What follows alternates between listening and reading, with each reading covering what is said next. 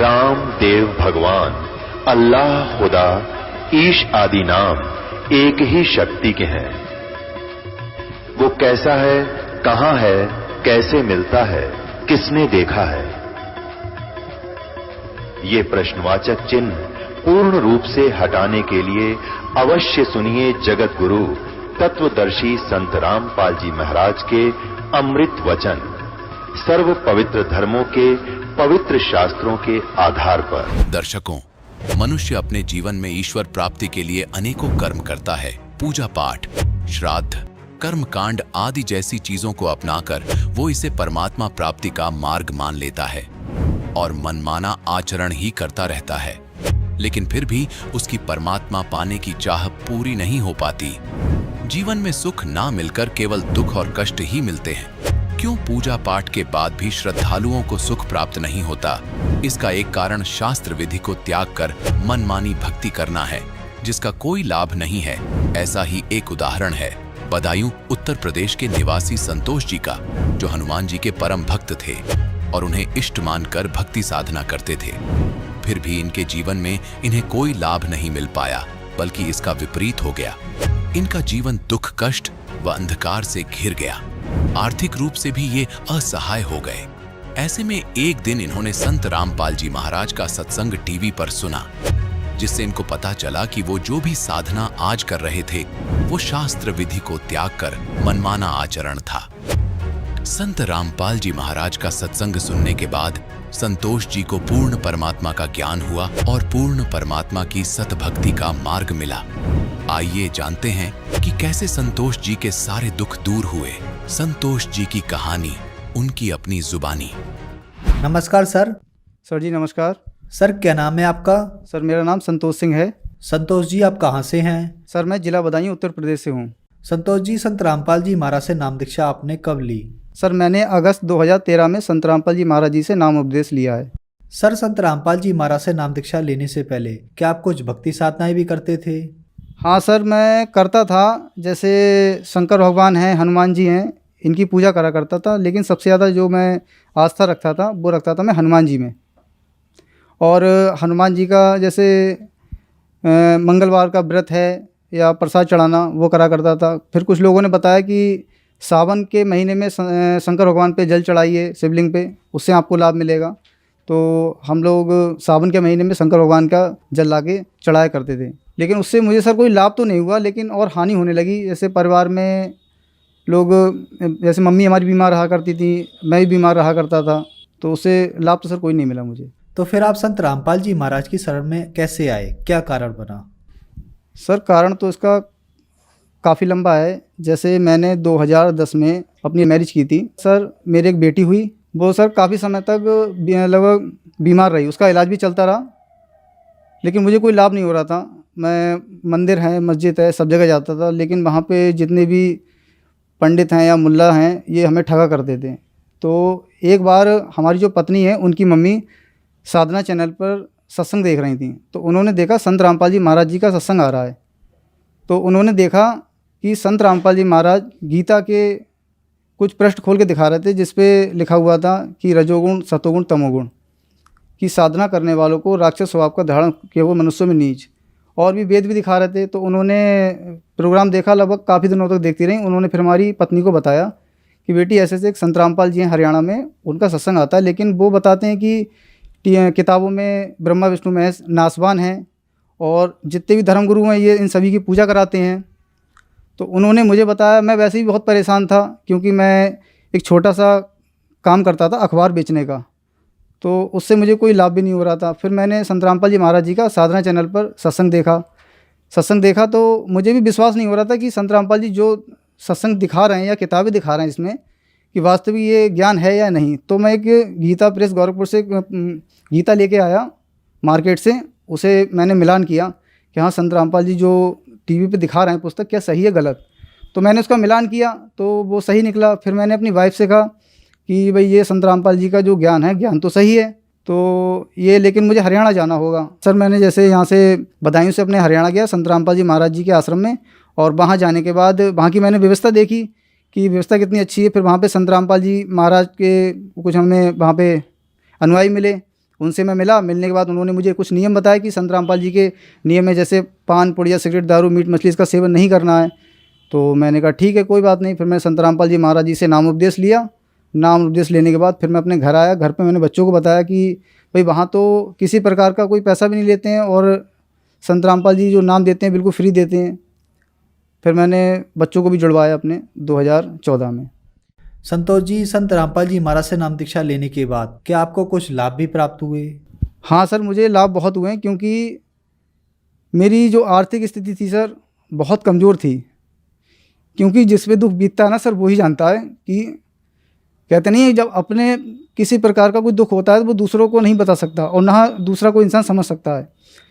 जैसे मेरी एक बेटी थी, तो उसका मैंने इलाज करवाया था। तो सर 5.5 महीने सर उसका इलाज चला, लेकिन उस पर कोई भी मेडिसिन काम नहीं कर रही थी। मैंने उस समय संत रामपाल जी से नाम नहीं ले रखा था, लेकिन उसका इलाज कराते कराते वो लेकिन ख़त्म हो गई। फिर मुझे देवी देवताओं पर विश्वास नहीं रहा। मैंने कि ऐसे भगवान कैसे हैं कि अपने हम भक्ति भी करते हैं और हमें कोई लाभ भी नहीं मिलता है।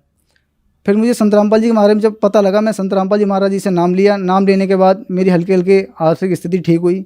जो मेरे पे कर्जा था उस कर्जे से मेरा उद्धार हुआ। और मेरे घर में सर मैं आपको बताता हूँ कि मेरे घर में जब मेरी शादी हुई थी तो मेरे पे सिर्फ टूटी चारपाई थी। उसी पे हमारा सोना, घर में कोई आ जाता तो बैठने तक की व्यवस्था नहीं थी हमारे घर में। आज परमात्मा की दया से हमारे घर में सब कुछ है। अब पहले मैं सर मांस भी खाता था, दारू भी पीता था, सारे गलत काम करता था। और नंबर 2 का भी काम मैंने शुरू कर दिया धन इकट्ठा करने के लिए। लेकिन संत रामपाल जी के ज्ञान से पता लगा कि अगर हम चोरी करते हैं, मिलावट करते हैं, कोई भी गलत काम करते हैं तो उसका फल हमें भोगना पड़ेगा। मैंने सर संत रामपाल जी महाराज जी से नाम लेने के बाद जो भी नशा था या मांस वगैरह खाता था वो सारा मैंने छोड़ दिया। और अब नशा करना तो बहुत दूर है, अगर कोई पास में बैठ भी जाता है बीड़ी सिगरेट लेके तो उसे मना कर देते हैं, भाई ये मत पी और इसको पीना भी नहीं चाहिए। सर जैसे मैं एक बार क्या हुआ, मैं जैसे प्राइवेट जॉब करता हूँ तो अपनी बाइक से मैं आ रहा था, एक शहर हमारे पास बरेली, वहाँ से आ रहा था। तो अचानक मेरे शाम के लिए गुर्दे में क्या था दर्द हुआ बहुत तेज़ी से। तो मैं समझा कि हो सकता है ये गैस का दर्द हो। तो मैंने बाइक रोके एक मेडिकल से एक इनो का पैकेट लिया, उसके लिए पिया। मैंने सोचा हो सकता है गैस ठीक हो जाए, लेकिन वो दर्द ठीक नहीं हुआ। फिर मैंने संत रामपाल जी महाराज जी से प्रार्थना की मन ही मन में कि हे संत रामपाल जी महाराज, आप सबके दुख दूर करते हो, क्या इस दास के नहीं कर सकते हो? तो मैंने इस तरीके से प्रार्थना की, मुझे फिर कुछ राहत मिली। राहत मिलने के बाद फिर मैं बाइक से अपने घर आया। घर आने के बाद मैंने बच्चों को बताया, अपनी वाइफ़ के लिए, कि मुझे ऐसा ऐसा दर्द हुआ। तो मेरी वाइफ़ ने कहा आप एक बार इसका चेकअप कराइए, मतलब ऐसा दर्द क्यों हुआ। तो मैं 2-3 दिन में ऐसी टाला टूली करता रहा, लेकिन फिर भी बच्चे नहीं माने हमारी वाइफ़।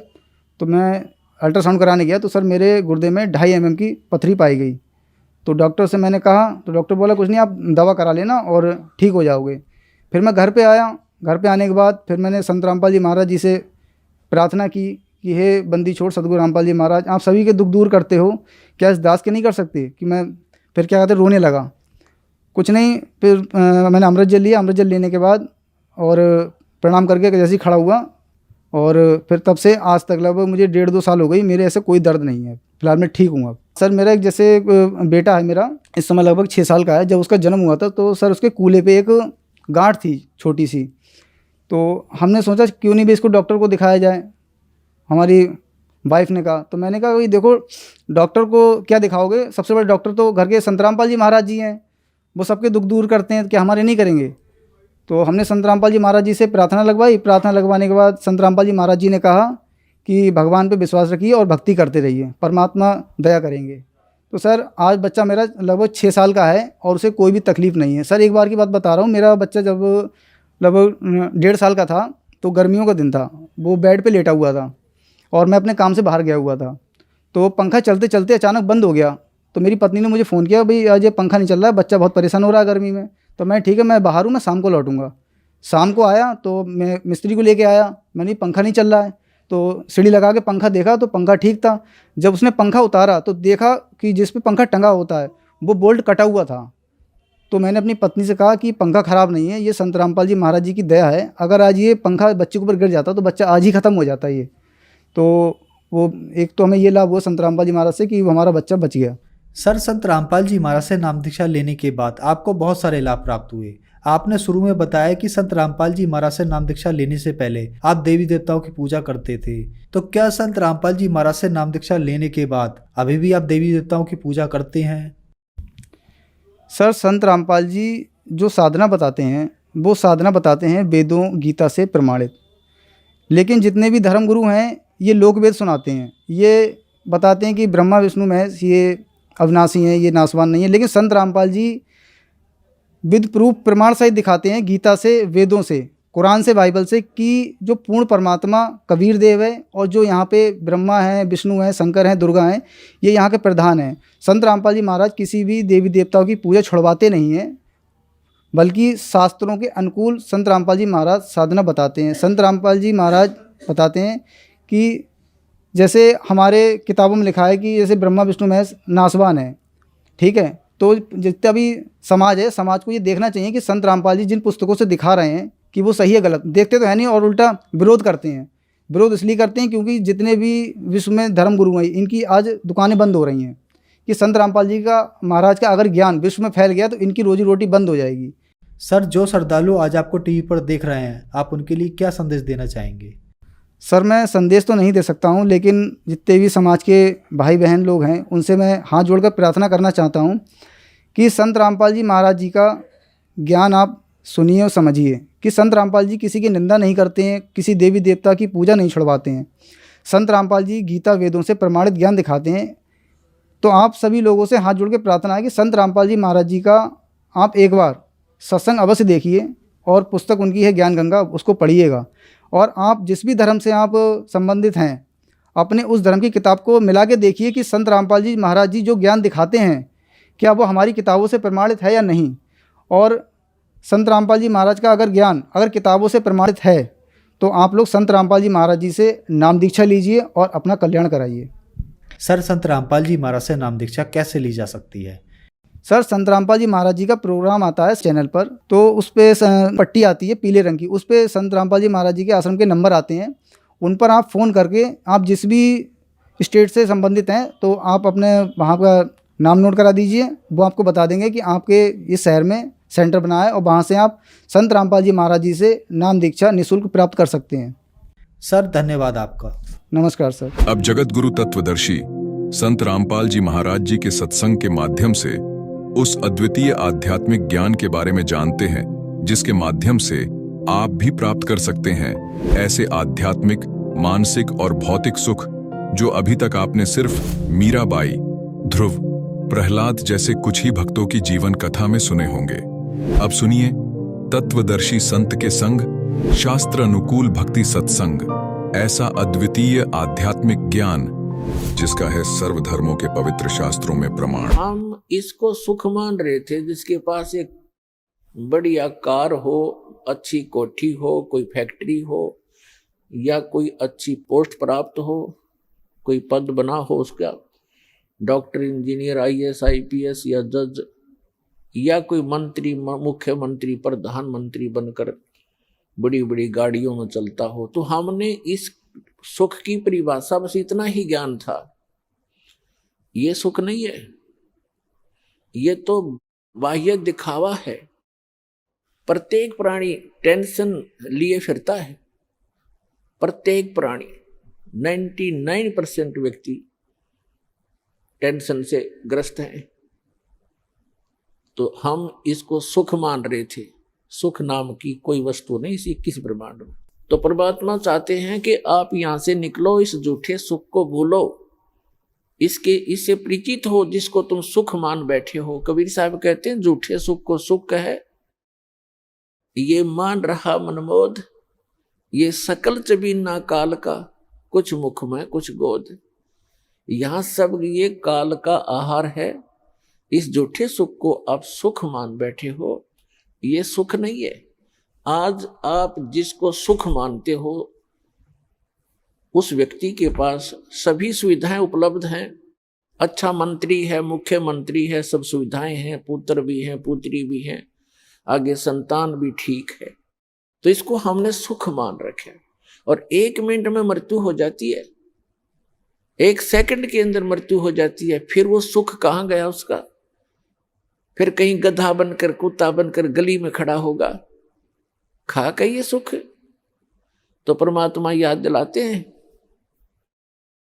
कि तन धर सुखिया कोई ना देखा, जो देखा सो दुखिया हो। उदय अस्त की बात करत है मन सबका किया विवेका। शरीरधारी प्राणी यहां इस पृथ्वी लोक के जो कच्चे शरीरधारी प्राणी हैं, कहते परमात्मा कहते मैंने कोई इस पृथ्वी पे सुखी नहीं देखा। और जो उदय अस्त की बात करते हैं, उदय अस्त का अर्थ है चक्रवर्ती राजा, जिसका शासन पूरी पृथ्वी पर हो। परमात्मा कहते हैं मैंने उनके भी अंदर से झांक कर देखा है। राजा के पास कोई साधु संत चला जाता है, ढेर सारे दुख बता देता है, महाराज मुझे ये तकलीफ है, महाराज मुझे ये तकलीफ है, महाराज मुझे ये कष्ट है। तो परमात्मा कहते हैं उदय अस्त की बात करे मन सबका किया विवेका हो। फिर क्या बताते हैं, जंगम दुखिया जोगी दुखिया, कहते हैं तंदर सुखिया कोई ना देखा, जो देखा सो दुखिया हो। उदय अस्त की बात करत है मन सबका किया विवेका हो। घाटे बाद सब जग दुखिया, क्या गरही बैरागी हो। और सुखदेव ने दुख के डर से गर्भ में माया त्यागी हो। फिर कहते हैं जंगम दुखिया जोगी दुखिया, और तपस्वी को दुख दूना हो। और आशा तृष्णा सब में व्यापे, कोई महल ना सुना हो। फिर परमात्मा कहते हैं कि साच कहूं तो जग नहीं माने, पर झूठ कही ना जाई हो। और ये ब्रह्मा विष्णु महेश्वर दुखिया, जिनने ये राह चलाई हो। फिर परमात्मा अंत करते हैं इस कहानी का, कहते हैं सुरपति दुखिया। सुरपति इंद्र, स्वर्ग का राजा, देवताओं का स्वामी। सुरपति दुखिया, भूपति दुखिया, भूपति माने पूरी पृथ्वी का शासक राजा। सुरपति दुखिया, भूपति दुखिया, और रंक दुखी बपरीती हो। कहे कबीर और सब दुखिया, एक संत सुखी मन जीती हो। अब निष्कर्ष कर दिया दाता ने कि आप जी श्री ब्रह्मा, श्री विष्णु, श्री शिव जी को सुप्रीम पावर मानकर इनकी आराधना कर रहे हो। और इनसे हटकर कोई कहना सुनाना चाहता है तो आप जी बिल्कुल सुनना नहीं चाहते। तो परमात्मा कहते हैं कि साच कहूं तो जग का जचे नहीं, ये संसार मानना नहीं कि ब्रह्मा विष्णु महेश भी दुखिया, पर झूठ कही ना जाई हो। और ये ब्रह्मा विष्णु तुम्हारे शिव जी दुखिया, जिन ये राह चलाई हो। अब विचार करके देखो, विष्णु जी को श्राप दे दिया किसने? नारद जी ने। क्यों? क्योंकि उसने हरि का रूप मांगा था विवाह करवाने के लिए। और कहते हैं विष्णु जी ने उसका बंदर का मुख लगा दिया, जिस कारण से नारद जी ने भगवान विष्णु को श्राप दे दिया। उस श्रापवश भगवान श्री विष्णु श्री रामचंद्र रूप में राजा दशरथ के घर जन्म लिया। श्री रामचंद्र जी का जीवन देख लो, वो कितना सुखी रहे होंगे। श्री विष्णु जी विवाह हुआ छोटी आयु में, विवाह होते ही वनवास हुआ, वनवास में से उसकी धर्मपत्नी का अपहरण हुआ, वो रावण राक्षस के जेल में पड़ी है, हाहाकार मचा हुआ। सीता जी को रावण की कैद से छुटवाने के लिए कितना भयंकर युद्ध हुआ, करोड़ों व्यक्ति मारे गए, दिन रात हाहाकार मचा रहा। और उसके बाद फिर सीता जी को वापस लाए, अग्नि परीक्षा लेकर। अग्नि परीक्षा माने कि सीता जी को अग्नि में बैठा दिया था चिता के ऊपर कि यदि तूने रावण से संपर्क किया है तो जल जाएगी, और नहीं किया है तो तू निष्कलंक है, तो अग्नि से जलेगी नहीं। वो अग्नि से नहीं जली। लाखों लोगों के सामने परीक्षण हुआ। श्री रामचंद्र जी सीता जी को लेकर घर आ गया।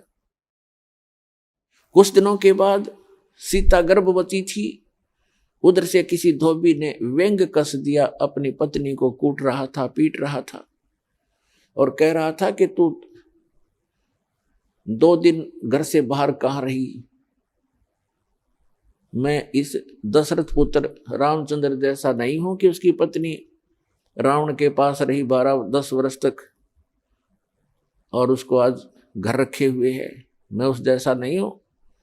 इस बात को श्री रामचंद्र जी ने अपने कानों सुन लिया, क्योंकि वो रात्रि के समय वेश बदलकर घूमा करते थे उस समय के राजा ऐसी व्यवस्था रखते थे।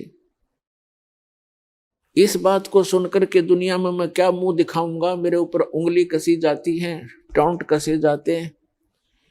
अगले दिन अपनी धर्मपत्नी सीता जी को घर से निकाल दिया, गर्भवती को। पुण्यात्माओं, यदि हमने लोक वेद लोगों के ही दंत कथाओं से ही अपना शासन व्यवस्थित करना है तो कैसे हम राजा, कैसे हम भक्त, कैसे हम भगवान। लाखों लोगों के सामने परीक्षण किया सीता जी का और वो निष्कलंक। और एक धोबी ने कह दिया कि मैं उसके कहने मात्र से अपनी पत्नी का परित्याग कर दिया, तो धिक्कार है ऐसे डिसीजन को। आप आम आदमी भी ना करे ऐसी गलती, आम आदमी भी नहीं कर सकता जिसकी पत्नी के गर्भ हो और उसको घर से निकाल दे, कहाँ जाएगी फिर वो। तो पुण्यात्मा, भले ही उसने लोगों की शर्म से निकाल दिया होगा, निकाल दिया, लेकिन अंदर से दुख उसका गया नहीं। वो सीता जी कहीं रही, अब उसके बच्चे कहाँ, और आप राजा बना बैठा। सपने में सुख नहीं उस व्यक्ति को, चाहे कितनी बात बनावे। वही श्री विष्णु जी श्री कृष्ण रूप में जन्मे, जन्म से ही दुख शुरू हुआ था, मृत्यु होगी, सुख का सांस श्री कृष्ण जी को नहीं हुआ। श्री विष्णु जी के दूसरे रोल को आप देख सकते हैं। जेल में जन्म हुआ, मामा शत्रु हो गया, कभी काल्यवन, कभी जरासेंग, कभी कोई शिशुपाल उनके साथ झगड़ा करने को आते हैं।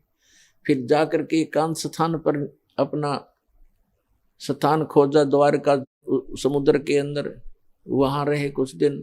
उसके बाद अंत देखो श्री कृष्ण जी के पूरे कुल का। दुर्वासा जी ने श्राप दे दिया कि तुम्हारा कुल नाश होगा। श्री कृष्ण जी अर्थात विष्णु जी के सामने उनके 56 करोड़ यादव हो गए थे। 56 के 56 करोड़ आपस में लड़के कटके मर गए, श्री कृष्ण जी के अर्थात विष्णु जी के पोता और पोते भी। तो यहाँ परमात्मा कहते हैं, साच कहूं तो जग नहीं माने और झूठ कही ना जाई हो। ये ब्रह्मा विष्णु में ईश्वर दुखिया जिन ये राह चलाई हो। फिर कहते हैं कि सुरपति दुखिया, भूपति दुखिया और रंक दुखी बपरीती हो। सुरपति देवताओं का राजा, इंद्र दुखी। इंद्र की कहानी आप पढ़ कर देखो पुराणों के अंदर। एक बार राक्षसों का और देवताओं का युद्ध हो गया, राक्षस विजयी हो गए। इंद्र भाग गया, गद्दी छोड़कर जंगलों में छुप गया, कोई वर्षों तक भूखा प्यासा पड़ा रहा, खा के वह सुख।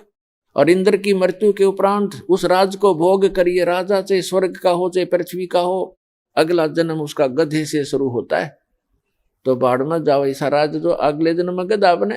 तो हम बिना ज्ञान के इस झूठे सुख को सुख मानकर अपना जीवन नाश कर रहे हैं।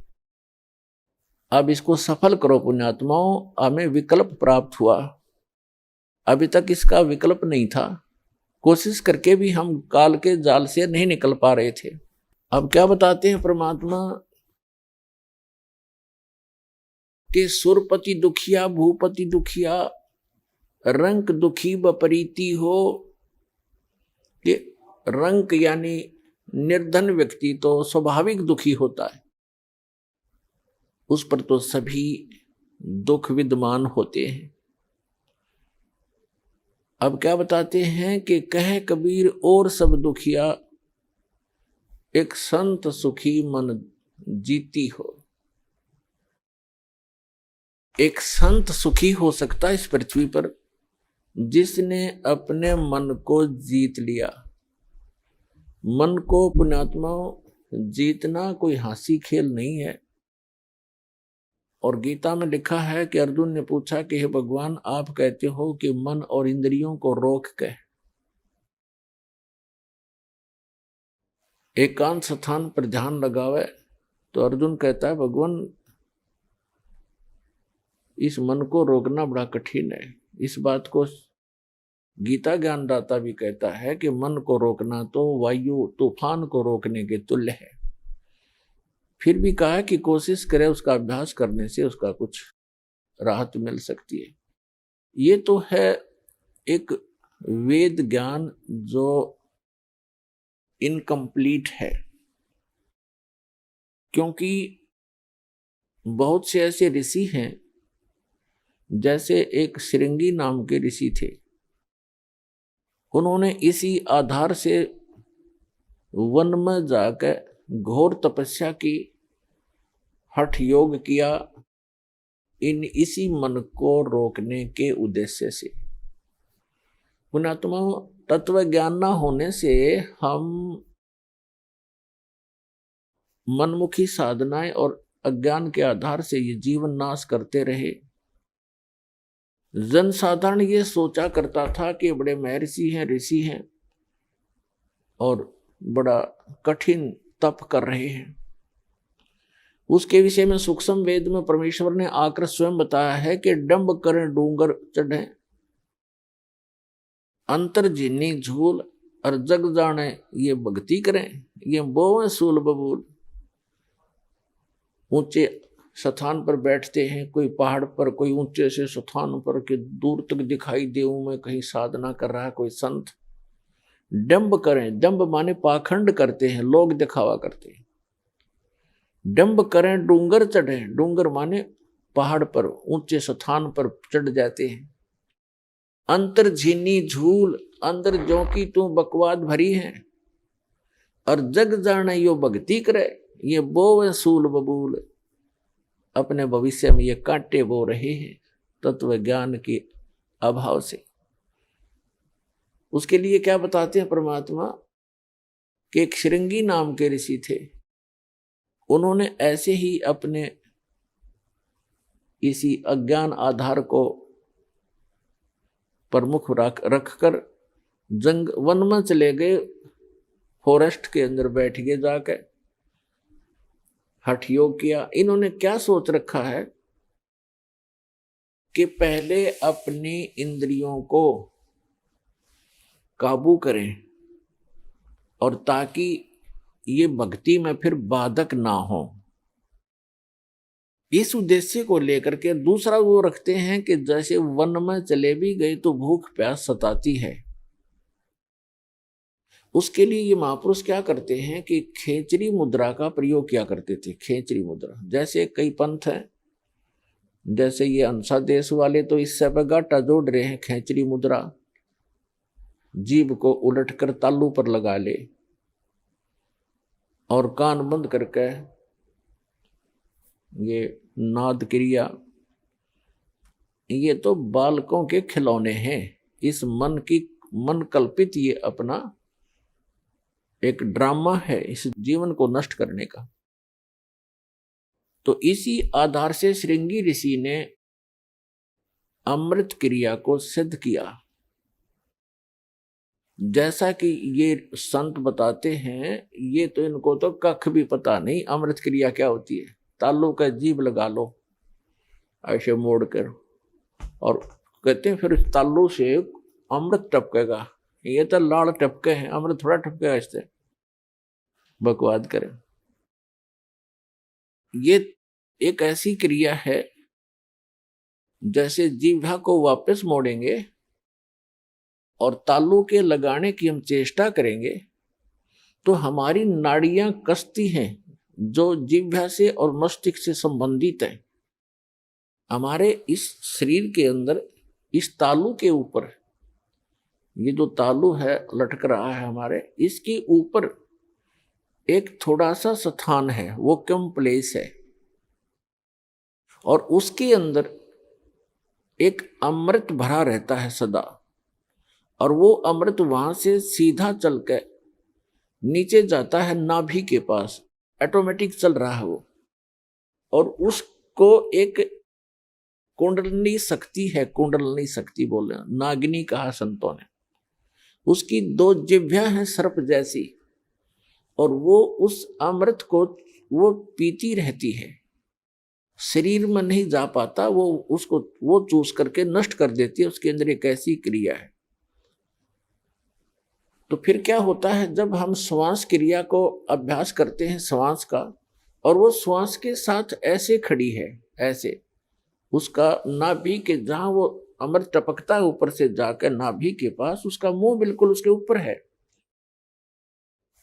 ऐसे, और जब हम श्वास क्रिया का अभ्यास करेंगे, उस श्वास क्रिया से उसका मुंह ऐसे नीचे को हो जाएगा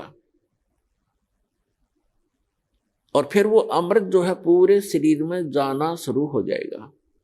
श्वास क्रिया से तो उसका मुंह टेढ़ा होगा, ऐसे नहीं रहेगा ऊपर को, वो ऐसे मुड़ जाएगा नीचे को। जो ऐसे टपक रहा था अमृत, उसको वो खा रही थी, फिर वो ऐसे हो जाएगी, उस पे उसके मुंह पे नहीं जाएगा। ये तो श्वास क्रिया का लाभ मिलेगा। और फिर जो हम तालू पर जिह्वा लगाने की चेष्टा करते हैं, उससे क्या होगा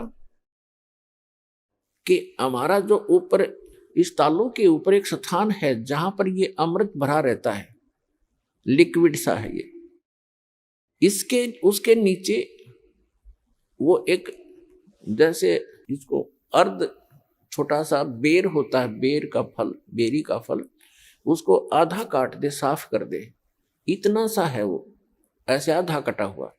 और उसके बिल्कुल नीचे एक वाल है, वाल,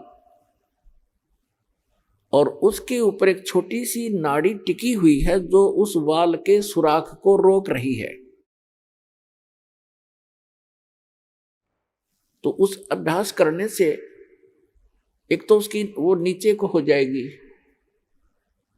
नागनी श्वास के जो श्वास क्रिया से तो नागनी का फन नीचे को हो जाएगा और फिर वो नीचे जाना शुरू होगा। और जिस रास्ते से फिर वो जाएगा वो उस नागनी के हाथ नहीं लगेगा, वो पूरा शरीर में व्याप्त हो जाएगा। एक स्वाभाविक ओवरफ्लो होकर के वो छोटा सा जो अर्ध बेर का, आधे बेर का जितना स्थान समझो खाली, ओवरफ्लो होकर जब जाता है तब वो नागनी के मुंह पर गिरता रहता है। तो अब वो चाहे उस सुराख से जाएगा और चाहे वैसे ऊपर के ओवरफ्लो होकर जाएगा, तो उस कुंडलनी जो नागनी है उसके नाभि के चारों तरफ, नाभि के पास हमारी सभी पूरे शरीर की नाड़ियां इकट्ठी हो जाती हैं। उनका एक ऐसा बंध है वहां पर, उसके ऊपर वो ऐसे लपेटी हुई है जैसे आपने देखा हो वृक्ष के ऊपर बेल होती है पीली सी, तो ऐसे वो लपेटा लगाए रहती है, उसको नाड़ियों में नहीं जाने देती और ऊपर से जो आता उसको स्वयं चूस लेती है। तो फिर वो नाड़ियों की जकड़ ढीली कर देती है, वो अपने आप मुरझा जाती है क्योंकि उसको श्वास की क्रिया से वो बंद हो जाती है। और फिर उससे जो हम जिह्वा का अभ्यास करते हैं, तो जो तालु है ऊपर जहाँ सरोवर है, जिसको मान सरोवर कहते हैं शरीर में, जहां पर ये अमृत भरा हुआ है, उसका नीचे का सुराख थोड़ा सा खुल जाता है, उससे फिर अमृत टपकना प्रारंभ करता है। अब कहने का भाव ये है कि ये सारा कुछ भी हो गया, आपकी कुंडलनी शक्ति भी जागृत होगी और वो नागिनी भी दबगी, नीचे को होगी, और उधर से आपकी अमृत क्रिया भी सिद्ध होगी। फिर अब क्या होगा, उससे क्या होता है कि शरीर के अंदर ज्यादा भोजन आहार की आवश्यकता नहीं रहती, शरीर बगैर खाए भी वर्षों तक रह सकता है। और भक्ति से ही मिली नहीं तो 1-1 लाख वर्ष तक बैठ कर चले गए, फिर गधे की योनि पाई। इन क्रियाओं से क्या लाभ हुआ, जैसे खेत संवार लिया, बा दिया, घास उसका अड़ंगा खत्म कर दिया और खूब, और बीज बोया नहीं, बीज है नहीं, गेहूं के स्थान पर भांग बोली, यानी सतमंत्र न जाप करके अन्य मंत्रों का जाप कर दिया, वो भांग बो दी। तो भांग जीवन रक्षक नहीं है, जीवन नाशक है। तो अन्य मंत्रों से सिद्धियां आ गई इन ऋषि महर्षियों के पास, जो इनके जीवन की नाशक बन गई। आम जनता में तो ये ऐसे हो गए जैसे प्रभु पाक गए, आम जैसे जनसाधारण के लिए तो ये बहुत बड़ी बात होगी। जैसे अगस्त ऋषि जी ने सारे जीवन में डले डोके एक सिद्धि प्राप्त की, 7 समुद्रों को एक ही घूंट में पी लिया, और फिर प्रार्थना करने पर इनको वापस छोड़ दिया। तो फिर क्या अमर हो गया। आम आदमी के लिए तो बहुत बड़ी पहाड़ है, 1 क्विंटल पानी नहीं पी सकता एक आदमी, तक 10 किलो मुश्किल से पिया जा को गढ़ाए मर पड़ के, और उसने 7 समुद्रों को पी लिया। तो जनसाधारण के लिए तो भगवान सिद्ध हो गया वो, लेकिन कख नहीं था। अध्यात्म ज्ञान की तराजू में उसको तोल कर देखेंगे -0 था वो। अब जैसे प्रसंग चल रहा है, एक श्रृंगी ऋषि था, उसने ऐसी ये अमृत क्रिया सिद्ध करके और पूरे शरीर को साध लिया जैसा वो सोच रहे थे। और फिर क्या करता था वो, सारे दिन में एक वृक्ष की छाल पर एक बार दिन में जिह्वा लगाता था, ऐसे चाटता था, उसी से संतुष्ट हो जाता था, क्योंकि उसने अमृत क्रिया को सिद्ध कर रखा था। तो उसको इस बात का गर्व हो गया कि अब तूने अपनी इंद्रियों पर काबू पा लिया। वो ऋषि अयोध्या नगरी के पास बाहर बनी में, बाहर जंगल में, वन में, गांव से आधा किलोमीटर की दूरी पर रास्ते के साथ में बैठ गया, वृक्ष की तरफ मुंह करके, और सारा दिन में एक बार वृक्ष के छाल को जिह्वा से चाटे और बस ध्यान मगन रहे। कुछ ही दिनों में आने जाने वालों ने देखा कि एक महापुरुष बैठे हैं, ना खाते हैं, ना पीते हैं, ना सोते हैं और ना उठते हैं। आसपास पूरी नगरी अयोध्या के लिए एक बहुत बड़े जो है अचंभे की बात थी। नगर के लोग देखने जाने लगे, सारा दिन बैठे रहते थे, सारी रात बैठे रहते थे। जब उनको पक्का यकीन हो गया कि सचमुच महापुरुष के ये तो भगवान से मिल चुका है, सारे नगर में तहलका मच गया। राजा दशरथ तक बात गई। राजा भी स्वयं वहां पर गए अपने परिवार समेत संत के दर्शनार्थ, लेकिन संत मस्त हैं, ना किसी से बोलते हैं और न ही दिन रात में कहीं उठते और बैठते हैं, ना जाते हैं, ना कुछ पीते हैं, ना खाते हैं। उनके साथ उनकी बेटी भी गई राजा दशरथ की। श्री रामचंद्र जी और अन्य का जन्म तो बहुत बाद में हुआ है। उस समय उनकी एक पुत्री थी। अब राजा की लड़की प्रतिदिन अपनी नौकरानियों के साथ वहां जाने लगी। उसने किसी वैद्य को बुलाकर पूछा किसी व्यक्ति से कि ये ऋषि बात करे तब बात बने, कोई आशीर्वाद प्राप्त करें हम। तो एक वैद्य ने बताया कि जहां ये जिह्वा से चाटता है वहां पर मधु का लेप कर दिया जाए, यानी शहद लगा दिया जाए। अगले दिन उस राजा की लड़की दशरथ की बेटी ने ऐसा ही करवा दिया। जहां वो जिह्वा लगाता था वहां शहद लेप दिया थोड़ा सा। पहले दिन एक बार जिह्वा लगाता था, पहले वो उस दिन उसने 2-3 बार चाटा, क्यों स्वादिष्ट लगा। अगले दिन तो कुछ ज्यादा लगा दिया तो और ज्यादा चाटा। धीरे धीरे उसका जो है भूख जागृत होगी। फिर उसको खीर ख्यार खिलाने लग गए। कुछ दिन के बाद वो हलवा पूरी खाने लग गया। अपने पिता की आज्ञा लेकर लड़की ने कहा कि ऐसे महापुरुष को पिताजी घर ले चलते हैं। राजा दशरथ ने उनको गुरु धारण कर लिया। श्रृंगी ऋषि युवा थे, अपने घर पर रख लिए और उन्हीं की देख रेख में, उन्हीं की आज्ञा से पुत्र प्राप्ति के लिए एक अनुष्ठान की तैयारी की। और उससे पहले वही श्रृंगी ऋषि दशरथ की पुत्री बेटी को लेकर चंपत हो गया। तो पुण्यात्माओं, परमात्मा कहते हैं मन के मते न चालियो, ये मन है पक्का दूत, और ले डोबे दरिया में जा हाथ से छूट। विकार मरे मत जानियो जो भूबल में आग। जैसे ये साधु संत ऋषि वेदों और गीता के अनुसार साधना करके इनको ये भ्रम हो गया था कि हमने विकारों का नाश कर लिया। तो परमात्मा कहते हैं विकार मरे मत जानियो, जैसे अग्नि का अंगारा राख में दबा रखा हो, ऊपर से राख भी ठंडी हो जाती है, ऐसा लगता है जैसे आग खत्म होगी, लेकिन कहते हैं वो राख हटाओगे ना जब उस अंगारे के ऊपर से, वह पहले से ज्यादा धधकती दिखाई देगी आपको।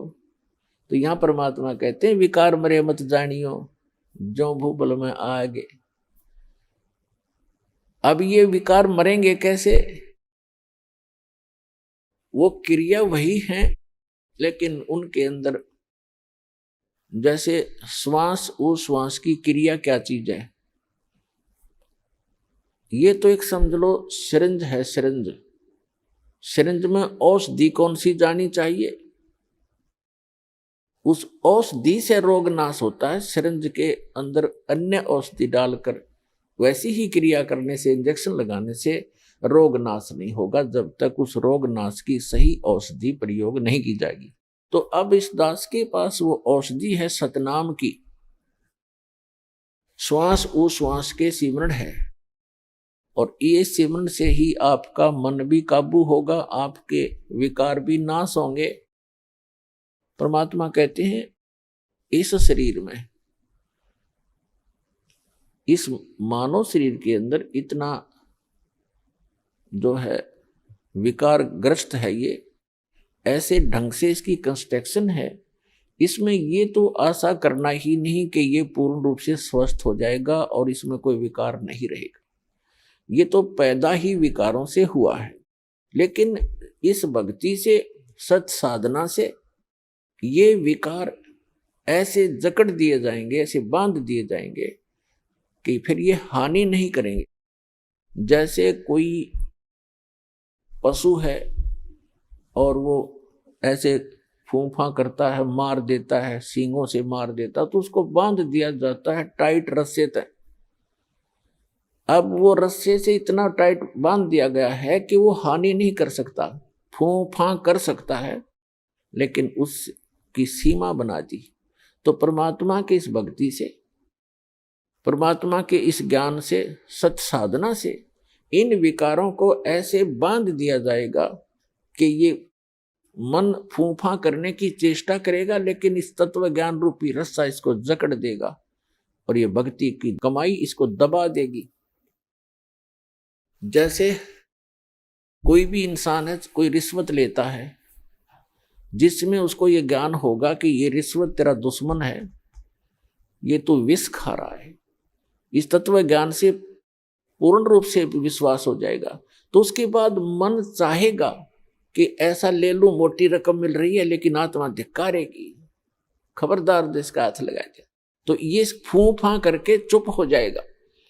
इसी प्रकार वो और कोई दुराचार की वासना उत्पन्न होगी तो आत्मा इसको धिक्कार देगी, ये ज्ञान इसके आगे खड़ा हो जाएगा और इसका उस वहीं पर रुकावट हो जाएगी। तो इस प्रकार हम इन विकारों को भी रोकेंगे इस भक्ति और इस साधना और इस ज्ञान से, और हम अपना आत्म कल्याण भी आसानी से करवा पाएंगे। तो परमात्मा कहते हैं, अभी आपने सुने जगत गुरु तत्वदर्शी संत रामपाल जी महाराज के मंगलमय सत्संग प्रवचन। आइए अब सुनते हैं उन भक्तों के अनुभव जिन्होंने संत रामपाल जी महाराज के प्रमाणित ज्ञान से प्रभावित होकर नाम दीक्षा लेकर अनेकों लाभ प्राप्त किए। दर्शकों, परमात्मा हर कष्ट को दूर कर विषाक्त रोग को काटकर हमारी रक्षा कर सकते हैं। ये तभी संभव है जब हम शास्त्र अनुसार भक्ति साधना करें। आज आपको हम एक ऐसे अनुभव से रूबरू करवाने जा रहे हैं जिनके जीवन में दुखों का अंत नहीं था, परंतु जब इन्होंने सच्ची श्रद्धा से परमात्मा पर दृढ़ विश्वास करके साधना की तो इनके साथ अनेकों चमत्कार हुए। ये हैं सपना तोमर जी, शाहजहांपुर उत्तर प्रदेश से। जो पहले समाज में चलती आ रही देवी देवताओं की पूजा अर्चना करती थी। पर तब इनके ऊपर पहाड़ सा टूट पड़ा जब इनको पता चला कि इनके पति को ब्लड कैंसर हो गया। लेकिन जैसे ही इन्होंने जगत गुरु तत्वदर्शी संत रामपाल जी महाराज जी से प्राप्त शास्त्र अनुकूल भक्ति की तो इनका जीवन बदल गया। यहां तक कि डॉक्टर्स ने भी जवाब दे दिया था, परंतु परमात्मा कबीर साहिब जी ने इन्हें बिल्कुल स्वस्थ कर दिया, जिसे देख डॉक्टर्स भी हैरान थे। अब आप स्वयं सुने सपना तोमर जी के साथ हुए अद्भुत चमत्कार। नमस्कार जी। हाँ जी सर साहिब जी। क्या नाम है जी आपका? मेरा नाम सपना तोमर है। कहाँ से आए हैं आप? मैं शाहजहाँपुर यूपी से हूँ। बहन जी, संत रामपाल जी महाराज की शरण में आप कब आए? मैं जी 13 अप्रैल 2014 में सदगुरु रामपाल जी महाराज जी की शरण में आई थी। संत रामपाल जी महाराज से नाम दीक्षा लेने से पहले आप क्या भक्ति साधनाएं करती थीं? मैं साधना जैसे ब्रह्मा विष्णु महेश दुर्गा माता और इन्हीं की पूजा करती थी। संत रामपाल जी महाराज की शरण में आने का क्या कारण बना? कैसे आना हुआ? मैं सदगुरु रामपाल जी महाराज जी की शरण में ऐसे आई कि मेरे पापा जी ने 2013 में नामदान लिया था और वो टीवी पे सत्संग देखते थे गुरु जी का। तो उनको जब गुरु जी संत रामपाल जी महाराज गीता कुरान और गुरु ग्रंथ साहिब और बाइबल जब खोल के दिखाते थे प्रमाण सहित, तो मेरे पापा जी ने जब देखा कि ये तो गीता का सब वर्णन बता रहे हैं कि इसमें ब्रह्मा विष्णु महेश के से भी ऊपर कोई भक्ति है, ओम तत्सत से ऊपर, तो मेरे पापा ने ये ज्ञान समझ के और दीक्षा फिर लेनी चाहिए। उन्होंने मुझे बताया कि बेटा संत रामपाल जी महाराज पूर्ण परमात्मा हैं, कबीर परमात्मा का अवतार है, उनसे दीक्षा ले लो। तो मैंने एक दिन ये सोचा कि पापा आप ले लो दीक्षा 2013 में, और मैं उस टाइम एमए फाइनल कर रही थी। तो मैंने कहा पापा मैं 2014 में लूँगी और अभी मुझे 1 साल मौज मस्ती करनी है, मैं 1 साल बाद खुद अपने आप अपनी इच्छा से अपनी खुशी से उनकी शरण में चली जाऊँगी। तो 2014 13 अप्रैल की बात है, मैं सदगुरु रामपाल जी महाराज जी की शरण में हिसार बरवाला आश्रम में जाके मैंने उनसे दीक्षा प्राप्त की। बहन जी, संत रामपाल जी महाराज से नाम दीक्षा लेने के बाद आपको क्या लाभ प्राप्त हुए? हाँ जी, मुझे काफ़ी लाभ हुए।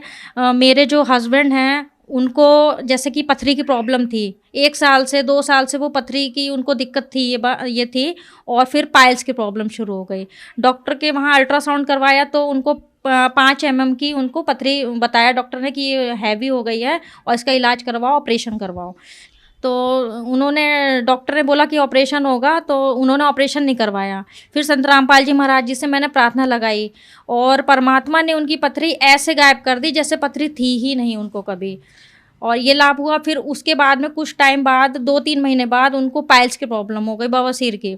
तो एक संत रामपाल जी महाराज जी से जुड़े भगत जी हैं, तो उन्होंने बोला कि मैं देसी दवाई जानता हूँ, कुछ दूंगा और देखो उससे कुछ आराम मिल जाए। तो वो दवाई जो थी वो लेकर आए और लाने के बाद में उनको दी, लेकिन उससे कुछ खास फ़ायदा नहीं फिर भी मिला। वो बैठ भी नहीं पाते थे, उठ भी नहीं पाते थे, चल भी नहीं पाते थे, उन्हें पकड़ के ले जाना पड़ता था और उनको मतलब वॉशरूम ले जाने में भी दिक्कत होती थी और बड़ी प्रॉब्लम से गुजर रहे थे। लेकिन संत रामपाल जी महाराज से मैंने प्रार्थना लगाई कि परमात्मा ऐसे ऐसे मेरे हस्बैंड को दिक्कत है, वो आप ही परमात्मा दया करना। तो गुरु जी ने बोला कि संत रामपाल जी महाराज जी ने बोला कि हाँ परमात्मा दया करेंगे, आप भक्ति करो। तो फिर कुछ टाइम बाद 2-3 महीने बाद उनको आराम होने लगा और आज वो टाइम है 1 साल हो गया है। अब वो पाइल्स की प्रॉब्लम से भी उनको छुटकारा मिल गया है। उनको छुटकारा संत रामपाल जी के महाराज का आशीर्वाद मिला, उन्होंने भक्ति करी, उनके जो मंत्र जाप थे उनमें इतनी शक्ति थी कि वो उच्चारण करने के बाद में उनको शारीरिक लाभ मिलने लगा। और उसके बाद में एक बहुत बड़ा संत रामपाल जी महाराज ने ये लाभ दिया मेरे हस्बैंड को कि वो उनको एक बार क्या हुआ कि डेंगू हो गया था। तो हम दिल्ली में जीटीबी हॉस्पिटल है, हम वहाँ पे उनको एडमिट करवाया और ये 2018 की बात है, 23 अक्टूबर की। और उससे 1 महीने पहले ही मेरी बेटी हुई थी, 23 सितंबर 2018 को। तो मेरी बेटी हुई थी, घर में सब खुश थे, अच्छा लग रहा था कि चलो परमात्मा संत रामपाल जी महाराज की दया से आज हमारे घर में एक बेटी है।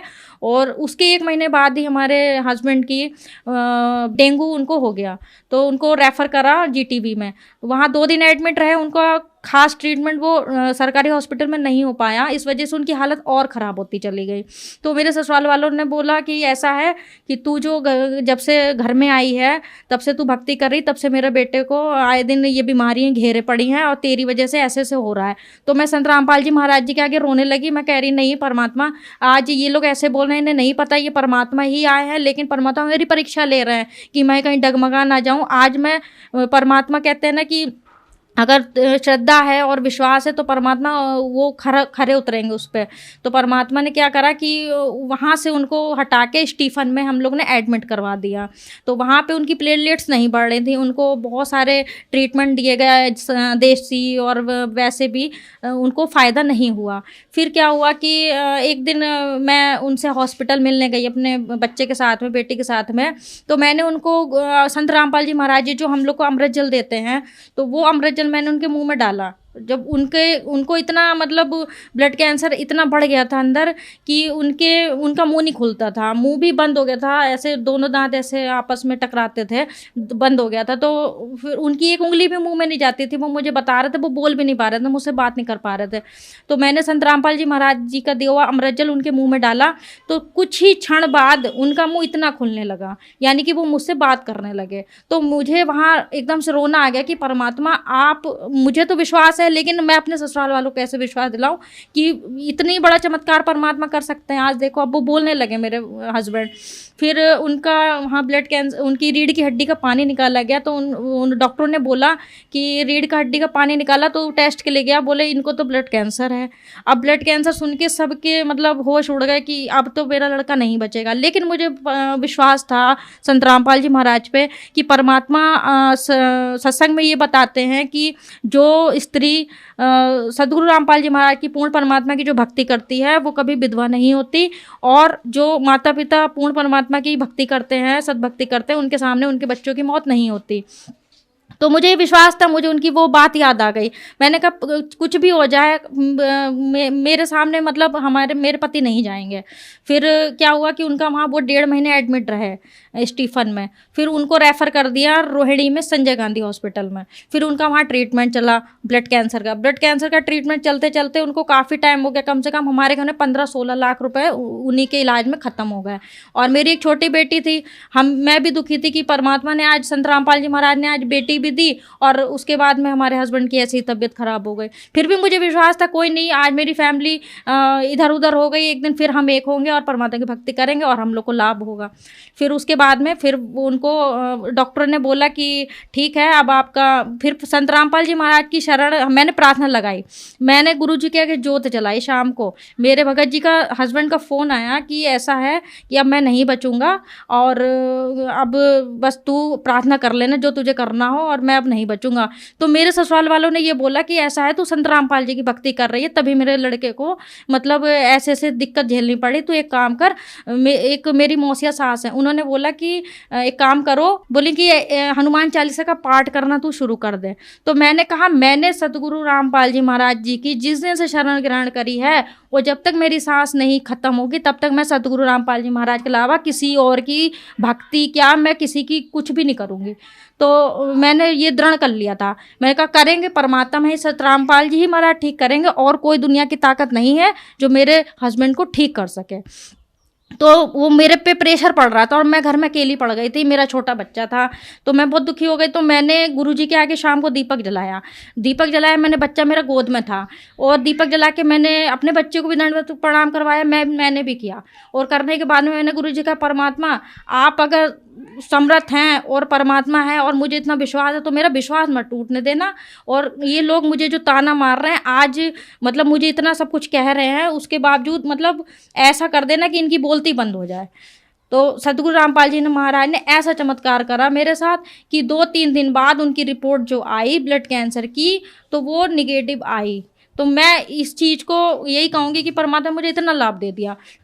तो संत रामपाल जी महाराज ने इतना हमको लाभ दिया कि उनकी प्लेटलेट्स जो थी वो निगेटिव आई, वो बढ़ गई जो घटी हुई थी, और रिपोर्ट एकदम नॉर्मल आई, और आज मेरे हस्बैंड जो है एकदम स्वस्थ हैं, ठीक है, और भक्ति कर रहे हैं। संत रामपाल जी महाराज ने ये लाभ दिया मेरे पति को कि एक दिन मेरे जो हस्बैंड थे वो अपना ट्रीटमेंट करवाने, रिपोर्ट अपनी जांच करवाने जा रहे थे हॉस्पिटल।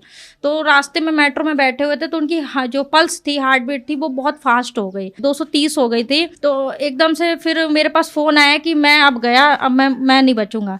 तो मैंने कहा कोई बात नहीं, आप रास्ते में हो, आप परमात्मा ने जो आपको नाम दिया है सतनाम का सुमरन करो और आप परमात्मा आपको ठीक करेंगे।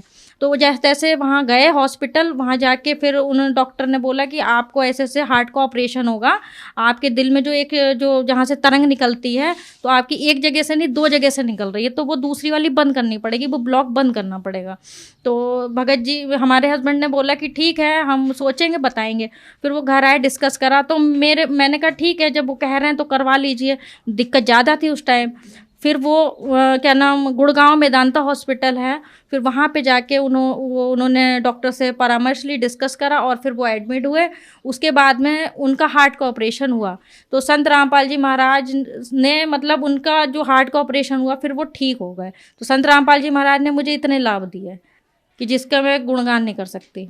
हाँ, एक बात और बताऊँगी, संत रामपाल जी महाराज ने हम लोग को दोबारा जीवन दान दिया, मेरे पूरे परिवार को, मेरे पति को और मुझे, मतलब सब कुछ आज अच्छा है मेरे घर में। और एक बात और मैं कहूँगी कि जब मेरे हस्बैंड वहाँ हॉस्पिटल में थे तो उनको काल के दूत आ गए थे लेने, उनका एंड टाइम आ गया था। तो एक बार क्या हुआ कि रात का टाइम था तो उनकी पल्स ही बंद हो गई थी, चलनी, नब्ज चलनी बंद हो गई थी।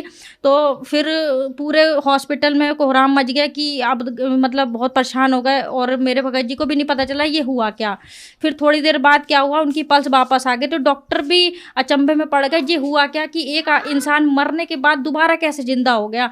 तो फिर मैं जब हॉस्पिटल दोबारा गई उनसे मिलने, तो मैंने बताया वहाँ पे अपने आसपास के लोगों को कि मैं संत रामपाल जी महाराज जी की शरण में हूँ और उन्होंने ही मेरे पति को दोबारा जीवन दान दिया है और मौत के मुंह से वो निकल कर बाहर आए हैं।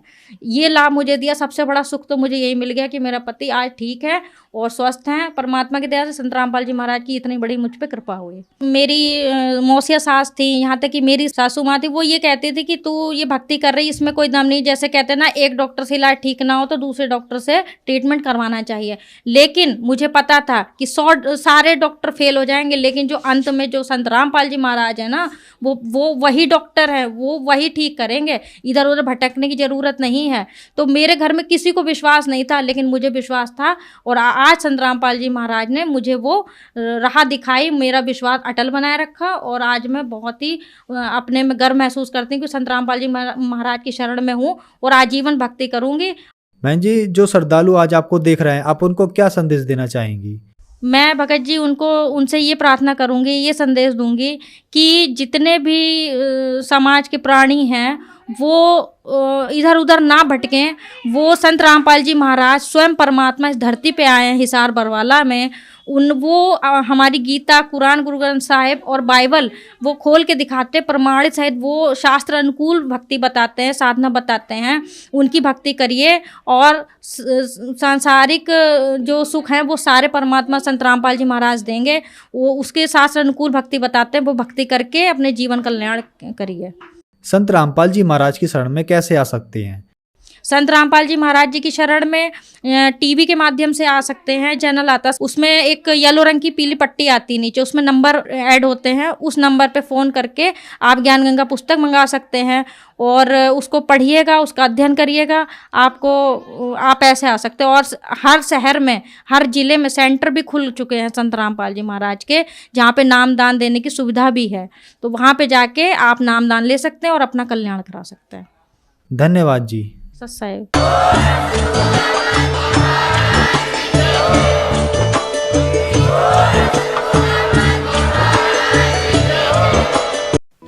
आप सुन रहे थे जगत गुरु तत्वदर्शी संत रामपाल जी महाराज के मंगल प्रवचन। अधिक जानकारी के लिए संपर्क करें।